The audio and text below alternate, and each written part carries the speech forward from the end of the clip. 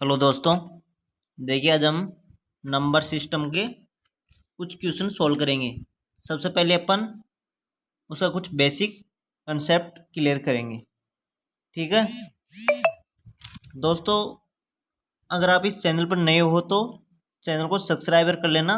रोज़ हमारा वीडियो आता है जो आपको नोटिफिकेशन प्राप्त हो जाएगा।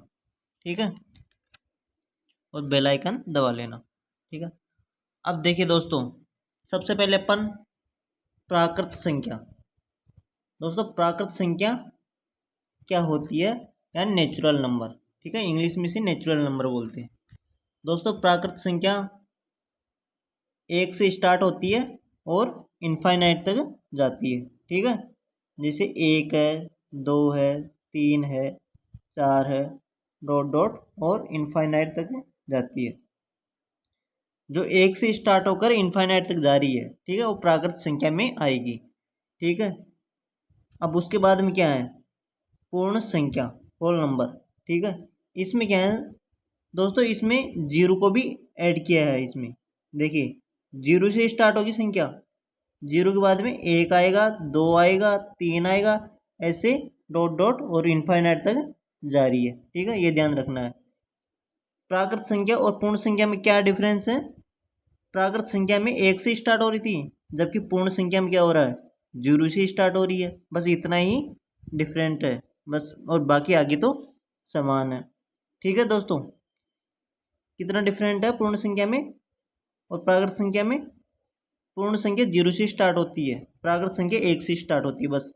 ठीक है, अब उसके बाद में देखिए पूर्णांक संख्या।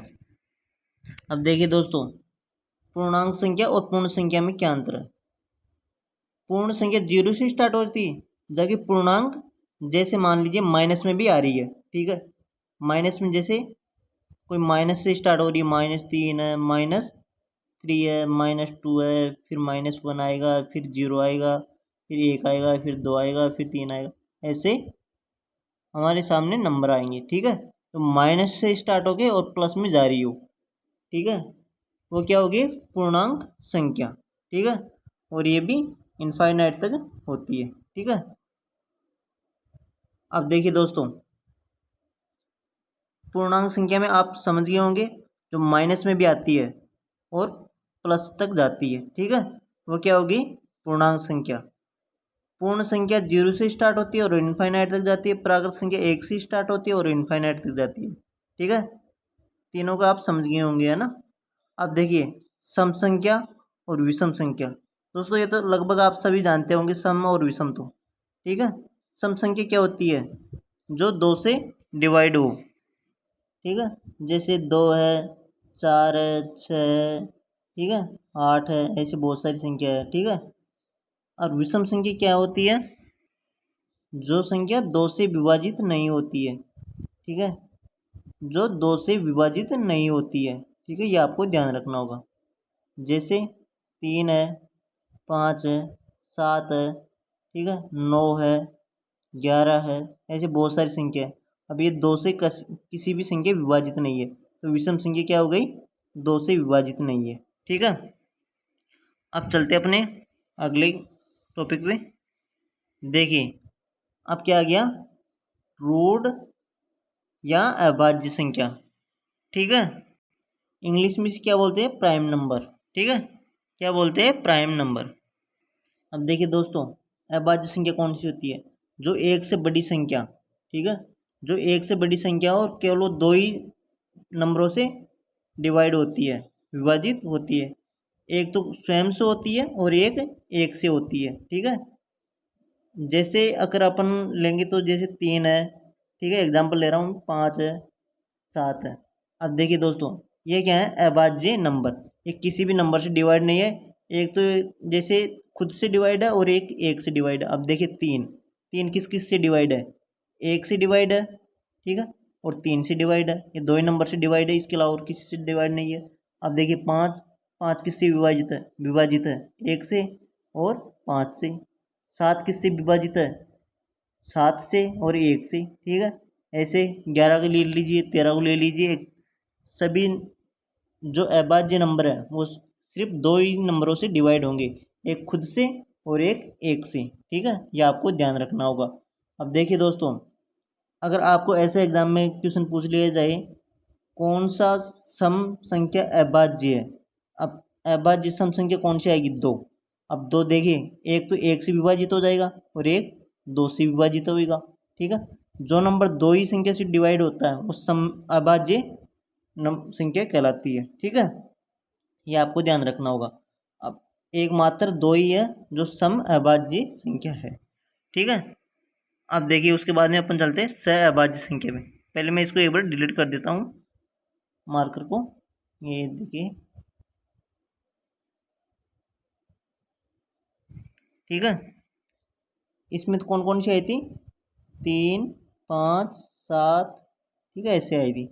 अब देखिए सहअभाज्य संख्या। देखिए दोस्तों, इसमें क्या हो रहा है, जैसे अभाज्य, अभाज्य तो दे रखा लेकिन सहअभाज्य आ गया इसमें। अब देखिए अपन ऑप्शन जैसे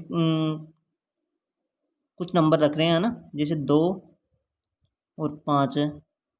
ठीक है, इसका एचसीएफ क्या होगा? एक ही होगा, 2 और 5 का। ठीक है, ऐसे अपन 4 और 9 को ले सकते हैं। इसका एचसीएफ क्या होगा? एक ही होगा। ठीक है, अब देखिए दोनों विभाजित तो है, दोनों भाज्य तो है, लेकिन दोनों में कोई कॉमन नहीं आ रहा, कोई भी कॉमन संख्या नहीं आ रही थी। और एचसीएफ क्या होगा? एक। तो इसलिए ये भी सहअभाज्य नंबर में आ जाएगा। ठीक है, ऐसे अपन जैसे 25 और 26 को ले लीजिए। ठीक है, अब ये दोनों भी क्या है? सहअभाज्य संख्या है। ठीक है, जिसका एचसीएफ एक हो दो नंबरों का, ठीक है, उसमें क्या हो जाएगा? सहअभाज्य संख्या कहलाएगी। ठीक है, ठीक है दोस्तों, अब एक एग्जांपल और दे रहा हूँ मैं, जैसे आपको 12 है और 16 है। अब देखिए दोस्तों, इसका एचसीएफ क्या होगा? इसमें तो 4 आ जाएगा एचसीएफ, क्योंकि 4 से 12 भी डिवाइड है और 16 भी डिवाइड है। ठीक है, तो इसका ये सहभाज्य संख्या नहीं कहलाएगी। जिसका एचसीएफ एक आए ना, वही सहभाज्य संख्या कहलाती है। ठीक है, ये ध्यान रखना है आपको। अब देखिए इसके बाद में अपन चलते हैं, इसके बाद में चलेंगे भाज्य संख्या। अब दोस्तों, आप तो भाज्य संख्या तो सभी जानते होंगे। ठीक है, भाज्य संख्या में कौन कौन सी आएगी? जो दो संख्या से ज़्यादा संख्याओं से डिवाइड हो। जैसे दो है, सॉरी दो नहीं है, कौन कौन आएगी?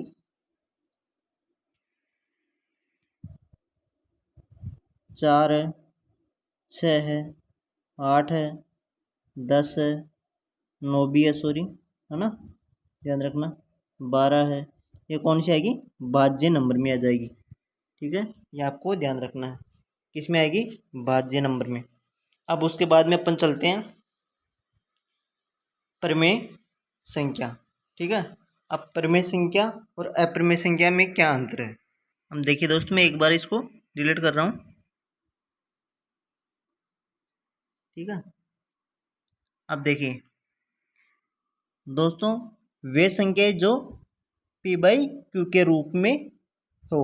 ठीक है, पी एवं क्यू कोई पूर्णांक है। ठीक है, ये भी आपको ध्यान रखना है, पी और क्यू कोई पूर्णांक है।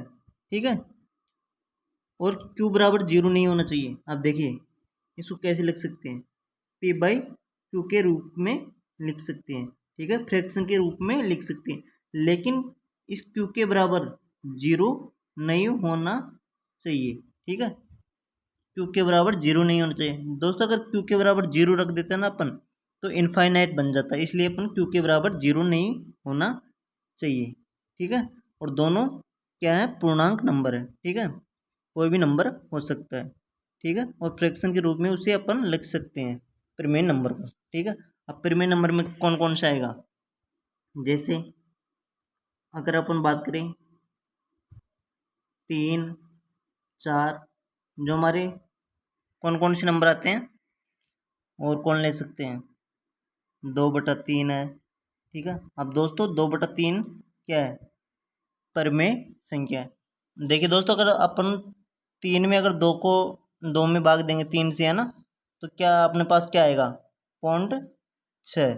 ठीक है, 6 आते रहेंगे और इस पर इसको रोकने के लिए बार लगाना पड़ेगा। ठीक है, ये आपको ध्यान रखना है। ठीक है, बार। ठीक है, अब देखिए दोस्तों, अगर अपन इसमें डिवाइड करेंगे ना तो 0.6 आते रहेंगे। ठीक है, जिसका रिपीट हो जाए अगर वही संख्या, ठीक है, और जिसका अंत ना हो, ठीक है, वो क्या हो जाएगी, परिमेय नंबर में आ जाएगा। अब देखिए, अगर आप 2 में अगर 3 से डिवाइड करेंगे तो क्या आएगा, 0.6 आते रहेंगे। ठीक है, इसलिए ये परिमेय नंबर में आ जाएगा। ठीक है, अगर मान लीजिए आप किसी संख्या में अगर किसी संख्या से भाग दे रहे हैं और जैसे पॉइंट आने के बाद में अगर वो रिपीटेड ना हो, जैसे 3, 4, 6, 8, 7, 9, ऐसे अगर कोई बार बार ऐसी कोई बदलती संख्या आती रही, ठीक है, और उसमें भाग जाता रहे, तो वो क्या आ जाएगी, अपरिमेय में आ जाती है। लेकिन 2/3 में क्या आता है, 0.6 आता रहेगा। ठीक है, यानी कि बार बार रिपीट हो रहा है। ठीक है, इसलिए ये किस में आ जाएगी, परिमेय नंबर में आ जाएगा। ठीक है, ये आपको ध्यान रखना है। हम एक बार इसको रब कर रहा हूँ। ठीक है, ये आपको ध्यान रखना है परिमेय नंबर। और अपन अभी क्वेश्चन से और अपना कंसेप्ट क्लियर करेंगे। ठीक है, अब अपरिमेय नंबर में क्या आता है, अपरिमेय नंबर में मैंने अभी बताया हूँ, जैसे कोई संख्या रूट में है। ठीक है, अब जिसका रूट नहीं निकल रहा, जैसे अगर रूट 4 होता तो इसका तो निकल जाता है, क्या आता, रूट 2, ओ सॉरी 2 आंसर आ जाता, लेकिन रूट 3 का नहीं निकल रहा है ना, इसलिए। जैसे रूट 7/4, ये भी नहीं है, रूट 7 का नहीं निकल रहा है, इसलिए। ठीक है, जैसे -√5, ये भी क्या है, अप्रमेय में आएगी। ठीक है, जो भी रूट में संख्या हो और जिसका रूट नहीं निकल रहा, ठीक है, वो किस में आ जाएगी, अप्रमेय में। ये आपको ध्यान रखना। और दोस्तों, आपको इस यहाँ से एक और ध्यान रखना होगा, पाई का मान क्या होता है, अप्रमेय होता है। ठीक है, जो हमारी पाई का मान है ना, वो अप्रमेय है। जबकि 22/7 क्या है, 22/7 क्या है, परिमेय।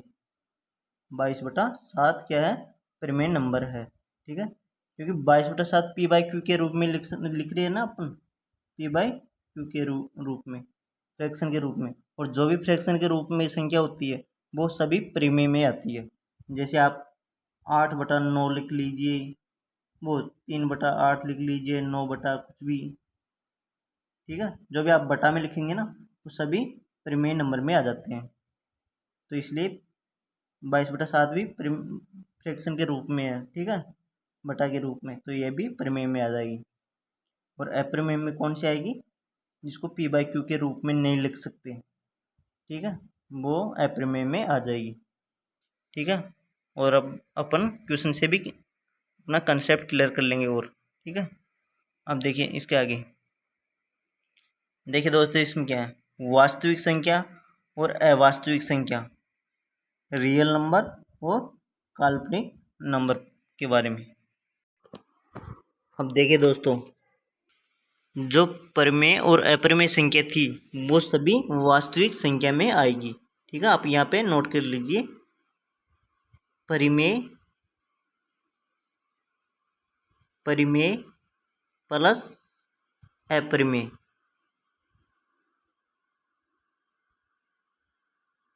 जो अपरिमेय संख्या थी, ठीक है, परिमेय और अपरिमेय, वो किस में आएगी, वास्तविक संख्या में।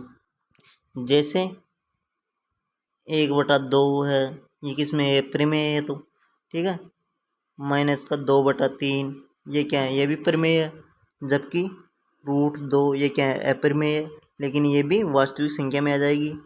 0 है, ये भी किस में आएगी, वास्तविक संख्या में आ जाएगी। 1/4 है, ये भी वास्तविक संख्या में आ जाएगी।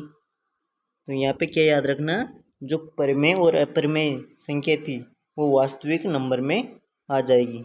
ठीक है सभी। अब अवास्तविक संख्या में क्या है, देखिए, जिसे अपन काल्पनिक संख्या कहते हैं। अब देखिए दोस्तों, अवास्तविक संख्या वो होती है जैसे रूट में हो, ठीक है, जो माइनस में अगर कोई संख्या जा रही है, ठीक है, इसमें 0 प्लस पॉजिटिव नंबर वाले नहीं आएगा। ठीक है, ये आपको ध्यान रखना है, 0 और पॉजिटिव वाले नंबर नहीं आएगा इसमें। ठीक है, प्लस वाले। इसमें क्या आएगा, अवास्तविक संख्या में जो माइनस की संख्या आती है, जैसे अगर अपन बात करें -4, ठीक है, किसकी बात करें अपन, -4 का रूट निकालें। अब -4 रूट क्या आएगा, काल्पनिक संख्या है ये तो, ठीक है, क्या है, काल्पनिक संख्या। अब देखिए दोस्तों, काल्पनिक संख्या अगर स्क्वायर करने पर भी माइनस आ रही है तो वो क्या आ जाएगी, वास्तविक संख्या, काल्पनिक संख्या। अब देखिए इसका स्क्वायर कीजिए, इसका स्क्वायर करेंगे तो क्या आ जाएगा, -4, ठीक है। इसी तरह अगर मान लीजिए -2 रूट, ये क्या है, ये भी काल्पनिक संख्या है। अब इसका भी स्क्वायर करेंगे तो क्या आ जाएगा, -2, ठीक है, -2, क्योंकि स्क्वायर करने पर रूट हट जाता है और -2 रह जाता है, ठीक है।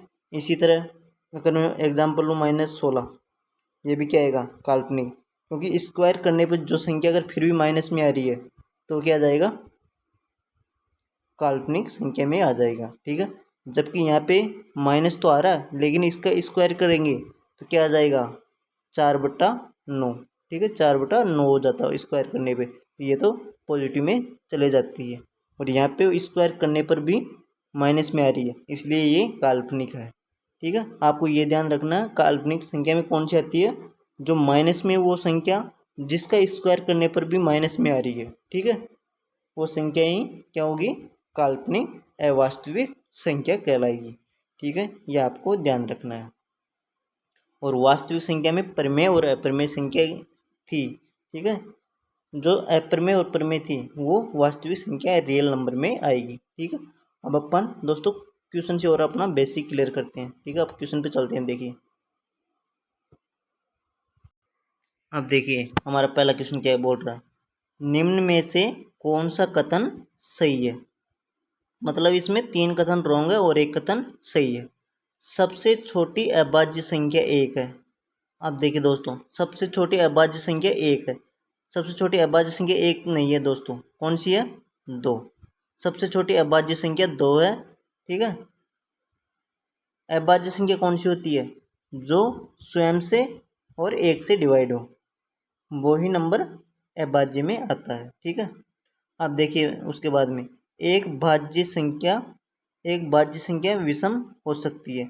हाँ दोस्तों, एक भाज्य संख्या विषम हो सकती है, जैसे दोस्तों 9 है, ठीक है, ये क्या है, विषम भी है और भाज्य भी है, ठीक है। ऐसे और भी नंबर है बहुत सारे, जैसे 25 है, ठीक है।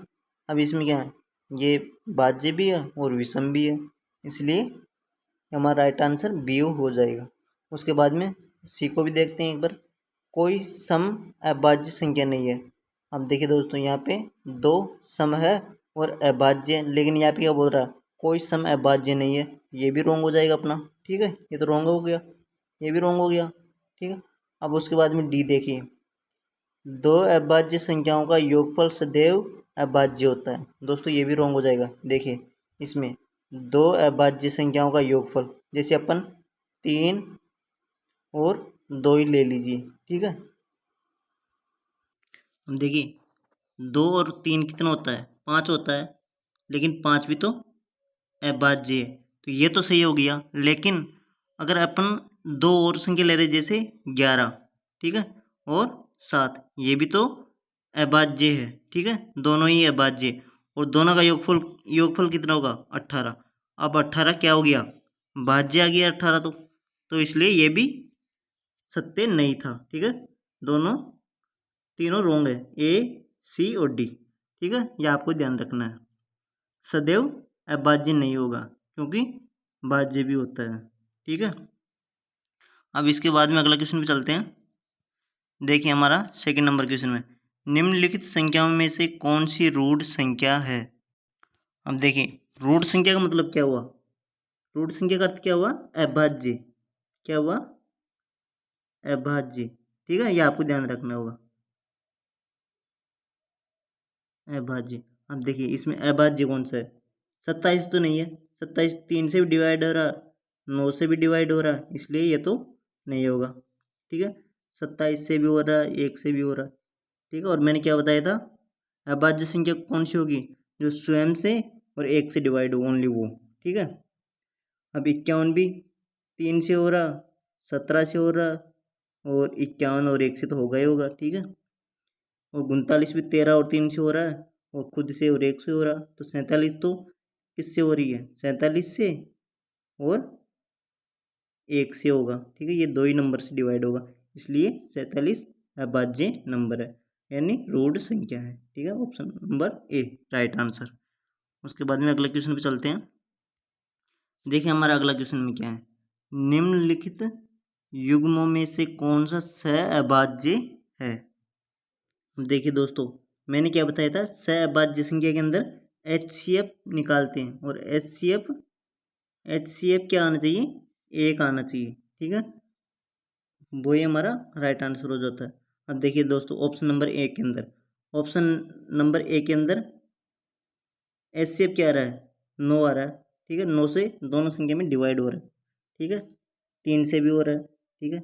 ये तो नहीं होगा, ठीक है। अब देखिए बी नंबर ऑप्शन में, इसमें ये भी 3 से डिवाइड हो रही है, इसलिए ये भी नहीं होगा, ठीक है। और देखिए सी नंबर ऑप्शन में, अब देखिए दोस्तों, इसमें कोई भी कॉमन नहीं आ रहा, ठीक है। 35 किससे हो रहा है विभाजित, 5 से और 7 से, जबकि 18 किससे हो रहा है, ये तो 35 का था, 7 × 5 है ना। और 18 किससे हो रहा है, 18 किससे हो रहा है, 1 मिनट, हाँ अब देखिए 18 किससे हो रहा है, 18 हो रहा है, 6 से भी हो रहा है, 3 से भी हो रहा है। देखिए दोस्तों, अब किसी में कॉमन नहीं आ रहा, ठीक है। तो इसलिए का HCF क्या होगा, 1 होगा इसका। तो राइट आंसर अपना कौन सा हो जाएगा, सी ऑप्शन, ठीक है। जबकि 11 और 33 में भी 11 HCF आ रहा, तो हमारा डी भी नहीं होगा, सी होगा, इसलिए, ठीक है। जिसका HCF 1 हो वो सहअभाज्य संख्या कहलाती है, ठीक है। अब उसके बाद में देखिए 1 से 20 तक के मध्य अभाज्य युग्मों की संख्या कितनी है। अब देखिए दोस्तों, 1 से 20 तक के मध्य अभाज्य युग्मों की संख्या कितनी है। दोस्तों इसमें अभाज्य संख्या तो ढूंढनी है, लेकिन उन अभाज्य संख्याओं को मध्य अंतर कितना होना चाहिए, ओनली 2 का होना चाहिए, वही संख्या अभाज्य युग्म कहलाएगी, ठीक है। जैसे 2 आ जाएगी, ठीक है। 5, 2 और 5 का एक युग्म बन जाएगा, ठीक है। उसके बाद में 5 और 7, ठीक है, ये बन जाएगा। उसके बाद में और कौन बना सकता है, 11 और 13, ठीक है। और उसके बाद में 17 और 19, ये 4 ही नंबर बनते हैं, ठीक है। तो हमारा ऑप्शन नंबर डी हो जाएगा दोस्तों। अब देखिए अगर अपन आगे बात करें और भी, जैसे 23 है और 29 है। अब ये क्या होगा, ये सहभाज सॉरी दोस्तों, अभाज्य युग्म में नहीं आएगी, क्योंकि इसके बीच डिफरेंस कितना का आ गया, 6 का। जबकि इन सभी के बीच डिफरेंस कितना है, 2, और जिनकी 2 का डिफरेंस है वही अभाज्य युग्म में आएगी, ठीक है। ये ध्यान रखना, जिसके अंतर 2 आना चाहिए अभाज्य संख्या के अंदर, वही अभाज्य युग्म संख्या में आएगी। अब देखिए अगला क्वेश्चन पे चलते हैं। अब अगला क्वेश्चन क्या है, -7 का योगात्मक प्रतिलोम क्या होगा। अब देखिए दोस्तों, जो अपन को क्वेश्चन में जो नंबर दिया जाता है ना, उसी के सामने अगर माइनस लगा दिया जाए तो योगात्मक प्रतिलोम हो जाता है, ठीक है। जैसे -7 के अगर इसके सामने अगर माइनस वो लगा दूँ मैं, तो ये योगात्मक प्रतिलोम हो जाएगा, ठीक है। अब देखिए अगर मैं माइनस से माइनस क्या हो जाता है, प्लस में आ जाता है, इसलिए हमारा राइट आंसर प्लस में आता है इसका, ठीक है। माइनस में दे रखा है और प्लस में आ जाएगा हमारा राइट आंसर, बस इतना ही ध्यान रखना है, ठीक है। ये किस में आएगा, योगात्मक प्रतिलोम का माइनस वो +7 आ जाएगा, ठीक है। इसके बाद में अगले पे चलते हैं। देखिए अगला में क्या आ जाएगा, आपकी बार भी 4/7 दे रखा है और इसका गुणात्मक प्रतिलोम पूछ रहा है। देखिए दोस्तों, पिछला वाला क्वेश्चन में अपन को क्या पूछा था, योगात्मक में तो क्या करते हैं अपन, माइनस करते हैं, ठीक है। और गुणात्मक में क्या करते हैं, उसकी फ्रैक्शन को पलट देते हैं। ठीक है, जैसे यहाँ पे क्या दे रखा था 4/7, और इसको पलटने के बाद में क्या हो जाएगा 7/4। यही हमारा राइट आंसर हो जाएगा। ऑप्शन नंबर कौन सा है? बी। ठीक है, ये ध्यान रखना है। देखिए अगला क्वेश्चन पे चलते हैं। देखिए इनमें से कौन सी संपूर्ण संख्या है, यानी परफेक्ट नंबर पूछ रहा है वो।